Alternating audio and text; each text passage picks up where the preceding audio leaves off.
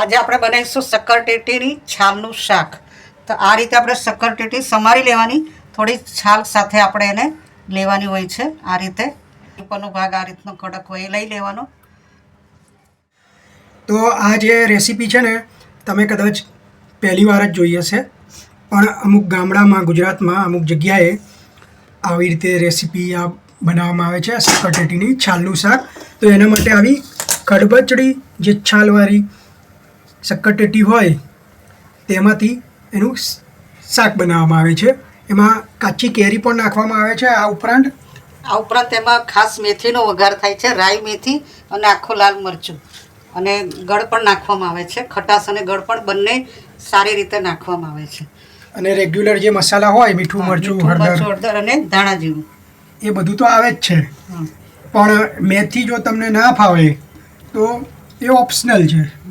તો હવે આપણે આ શાક બનાવવા માટે તેલ ગરમ કરવા મૂકી દઈશું અને વઘાર કરીશું. તો આપણે આખું લાલ મરચું નાખીશું.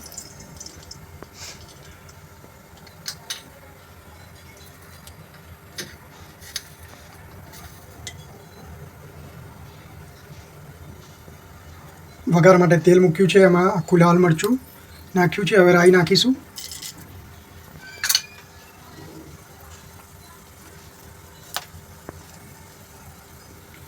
જો હિંગ આપને ભાવતી હોય તો હિંગ પણ નાખી શકો છો.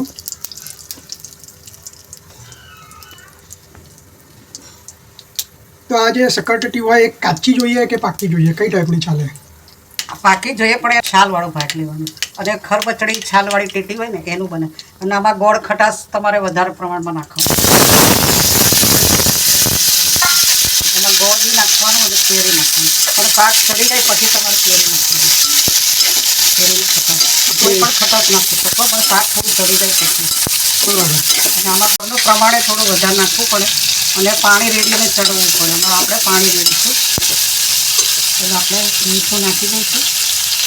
તો વઘાર કર્યો છે, હવે આપણે મીઠું નાખ્યા પછી હવે આપણે એમાં પાણી નાખીશું. પાણી નાખીને જ ચડવું પડે એને. ના બરોબર ચડી જાય તો આ શાકનો ટેસ્ટ સરસ આવે છે. બરોબર ચડવું પડે, કાચું રહે તો નહીં ભાવે.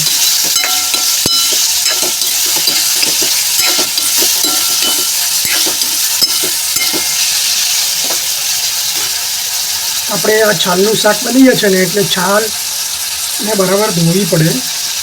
ટેટીને બરાબર વોશ કરવાની અને આવી રીતે જે બતાવે એ પ્રમાણે એના ટુકડા કરવાના છે.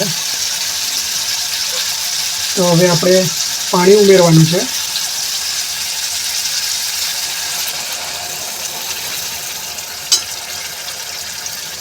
અને કોથમીર મરચાં મસાલો પણ આપણે આમાં નાખીશું. આપણે આમાં થોડો લીલો મસાલો નાખીશું, કોથમીર મરચાં. હવે આપણે એને ઢાંકી દઈશું. હવે આપણે શાક જોઈ લઈશું.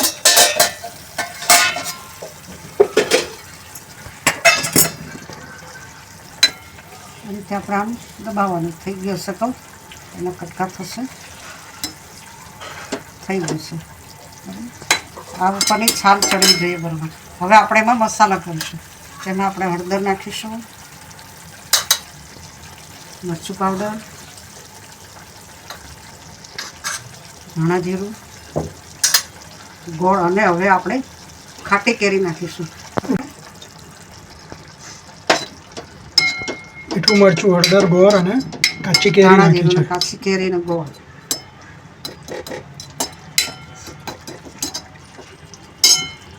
હવે આપણે એને 5 મિનિટ રવા દઈશું. આ ગોળ ઓગળી જાય ને મસાલો અંદર ઉતરી જાય ત્યાં સુધી આપણે એને ધીમા ગેસ ઉપર થવા દઈશું. રસો વધારે કરવો હોય તો થોડો પાણીનો ભાગ વધારે રાખવાનો. હવે આપણે શાક જોઈ લઈએ. તો આપણું શાક તૈયાર છે. શક્કરટેટીની છાલનું શાક તૈયાર છે.